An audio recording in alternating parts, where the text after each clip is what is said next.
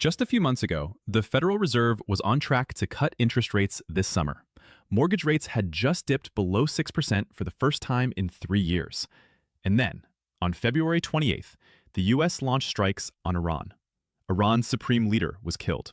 Iran shut down the Strait of Hormuz. And in 3 days, everything about your money changed.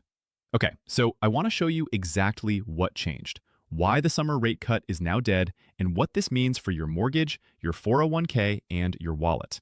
Because listen, this is already hitting your money right now, today, not in 6 months, now. Before I give you my take on where rates go from here, I want to walk you through the data, because everything I'm about to tell you, it's based on the facts. Let's start with what happened. On February 28th, the United States and Israel launched coordinated military strikes on Iran.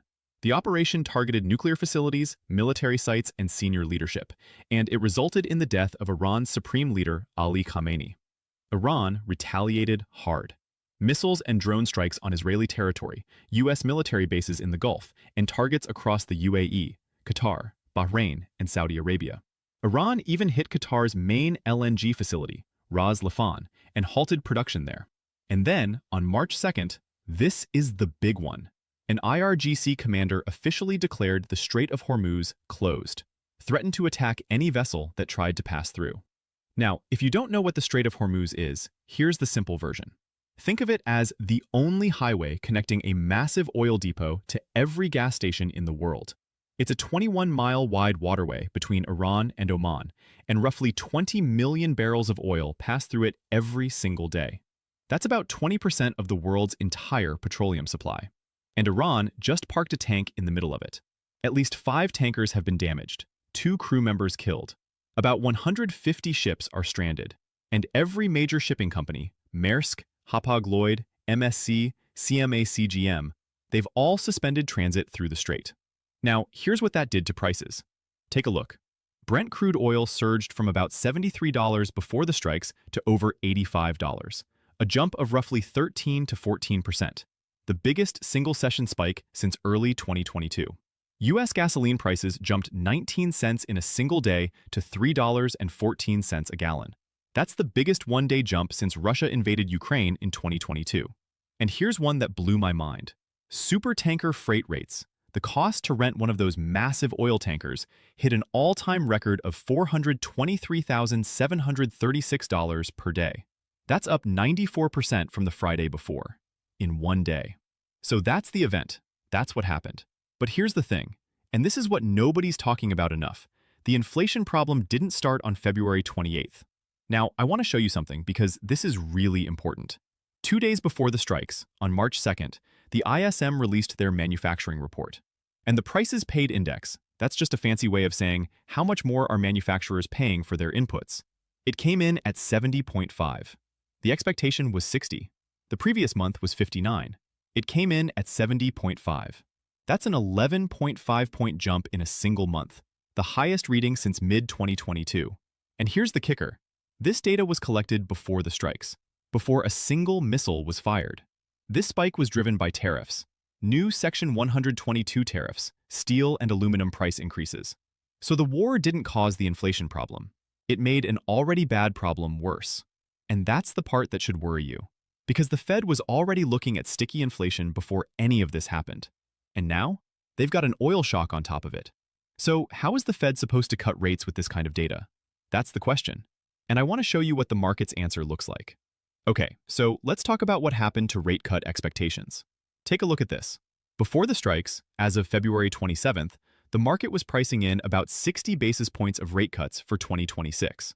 That's roughly 2 quarter-point cuts. The first one was expected around July. People were getting excited. Mortgage rates were falling.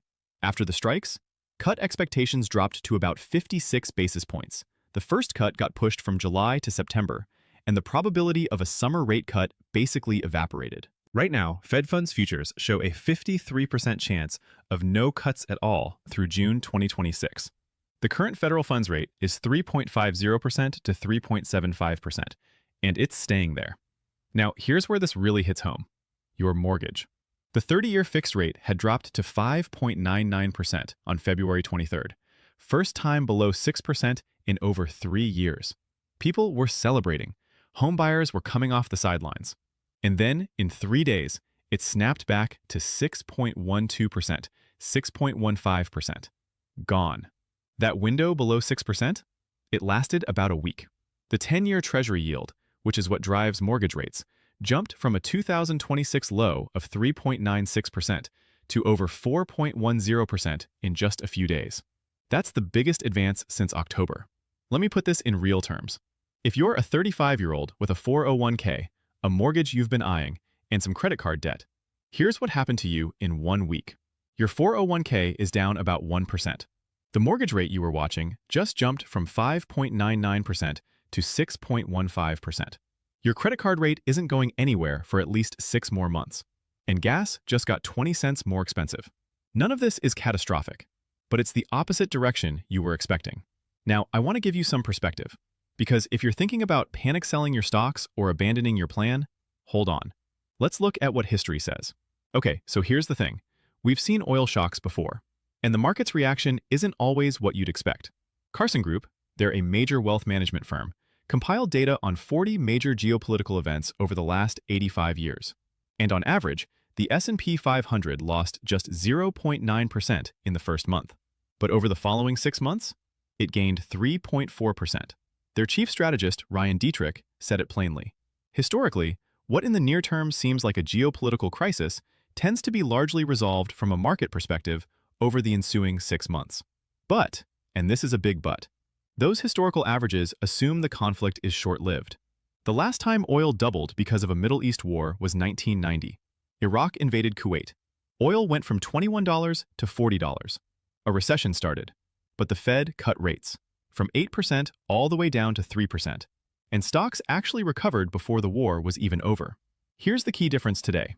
In 1990, the Strait of Hormuz was never threatened, and the Fed had over 5 percentage points of room to cut. Today's rate is 3.50% to 3.75%. The Fed has far less ammunition. And then there's 1973, the Arab oil embargo. Prices quadrupled. The Fed was too slow to respond. Inflation spiraled for nearly a decade. It took Paul Volcker pushing rates above 20% to finally break it, and that triggered the worst recession since the Great Depression. That's the tightrope the Fed is walking right now. On one side, inflation. If they cut rates while oil is spiking, they pour fuel on the fire. On the other side, recession. If they hold rates too high while the economy weakens, they push us into a downturn. They can only move in one direction. So what are the experts saying? Because they don't agree. Listen, I want to give you both sides of this, because smart people are looking at the same data and reaching very different conclusions. On the bullish side, Jamie Dimon, the CEO of JP Chase, said he doesn't expect a major inflationary impact as long as the conflict isn't prolonged. His argument? The US is more insulated from energy shocks than most countries because of domestic oil and gas production. On the bearish side, Bob McNally, the founder of Rapidan Energy Group. This is a guy who's been a White House energy advisor. He had a very different take. He said, and I quote, "A prolonged closure of the Strait of Hormuz is a guaranteed global recession." A guaranteed global recession. He also warned that the market doesn't appreciate how many mines and missiles Iran has to keep that strait shut. And then there's the nuanced middle ground. Neil Kashkari, he's the president of the Minneapolis Fed and a 2026 voting member on the FOMC. He'd originally penciled in 1 rate cut for this year. Now, he says the strikes make him less certain about that outlook. He wants more data before committing to anything. That shift, from cautiously dovish to uncertain, that's a real-time barometer of how the Fed is processing this crisis. Now, here's one more perspective I think you need to hear. Amrita Sen, the founder of Energy Aspects, one of the top independent energy research firms. She argues that a full, permanent Hormuz closure is very unlikely because the US has far superior military power to clear the strait.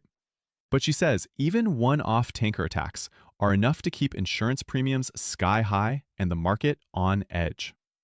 So who's right? That's the million-dollar question. And the honest answer is, it depends on how long this conflict lasts. If it's resolved in 1 to 2 weeks, the damage is manageable. If it drags on for months, McNally's warning starts looking very real. Now, I want to tell you what all of this means for your money, because that's what actually matters. Okay, let's break this down by situation, because it depends on where you are in life. If you own stocks or index funds, the S&P 500 is down about 1 to 2% from pre-strike levels. Energy stocks surged. Exxon was up 4%, ConocoPhillips up 5%. On the flip side, airlines got hammered. United, Delta, American, all down 5 to 6%. If you're a long-term index investor, history says don't panic sell. But if you're heavily concentrated in airlines or travel, this conflict introduces real earnings risk. That's worth thinking about. If you're saving for a house, listen, this one hurts. The mortgage rate you were eyeing just went from 5.99% to 6.15% in 3 days. If oil stays elevated and inflation expectations keep rising, we could see rates climb towards 6.25%, maybe 6.5%. If you were waiting for rates to drop into the 5% range, that timeline just got pushed back months. Bankrate expects the 30-year to average around 6.1% for most of 2026. If you found a home you love at current rates, locking in now might be smarter than hoping for a dip that might not come. And if you have an adjustable rate mortgage that resets in the next 12 months, consider locking in a fixed rate. The window of declining rates may have closed. If you have savings or CDs, here's the silver lining. If the Fed delays cuts, your high-yield savings account keeps paying 4.0% to 4.5% APY for longer. If you haven't locked in a 12 to 18-month CD, now might be a good time. The rate you get today could look very attractive if the Fed doesn't cut until late 2026 or even 2027. If you're carrying credit card debt, don't wait for rate cuts to save you. The average credit card APR is sitting around 21 to 22%, and with cuts delayed, that's not going anywhere. If you've got high-interest revolving debt, a balance transfer to a 0% introductory APR card or a fixed-rate personal loan should be a priority now, not when the Fed cuts, now. And if you're retired or close to it, higher oil prices hit hardest on fixed incomes. Groceries, heating, gas, healthcare, they all get more expensive. And bond prices are falling as yields rise. If your portfolio is heavy on bonds, consider shortening your duration to reduce interest rate sensitivity. And make sure you've got some inflation protection in there. TIPS, I-bonds, maybe some commodities exposure. All right, last thing. I want to show you the dates you need to have circled on your calendar. Here are the events that will tell us where this is heading. March 7th, the February jobs report. This is the single most important data point this week. If jobs come in weak, the Fed still has a reason to cut despite oil. If jobs are strong and oil stays high, extended hold. Rates go nowhere. March 12th, the February CPI report. Now, this won't capture the oil spike yet. The data ends in February. But it'll show whether inflation was already sticky before the war started. March 17th and 18th, the next FOMC meeting. There's about a 97 to 98% chance of no rate cut. But watch the dot plot, watch the statement language, watch Powell's press conference. That's where we'll learn how the Fed is thinking about this oil shock. And one more thing worth watching. In mid-May, Jerome Powell's term as Fed chair expires. Kevin Warsh is expected to take over. A leadership transition during a potential oil crisis? That adds a whole other layer of uncertainty. Here's my bottom line. The summer rate cut? It's dead. At least the way we were expecting it. Rates aren't going up from here, but they're not coming down anytime soon either. The best case? A cut in September. The worst case? We're waiting into 2027. Now, here's the nuance I don't want you to miss. Oil shocks can actually be deflationary if they slow the economy enough. If this drags on and oil hits $90, $100, it could tip us into a recession. And in that scenario, the Fed might cut more aggressively, not less. That's exactly what happened in 1990. So rate cuts aren't dead, they're delayed, unless the economy breaks, and then they come back fast for the wrong reasons. If you're thinking about locking in a mortgage rate, refinancing, or adjusting your portfolio, have your plan ready by March 17th. That FOMC meeting will be the most clarifying moment we've had in months. That's just my opinion. You can let me know what you think down in the comments.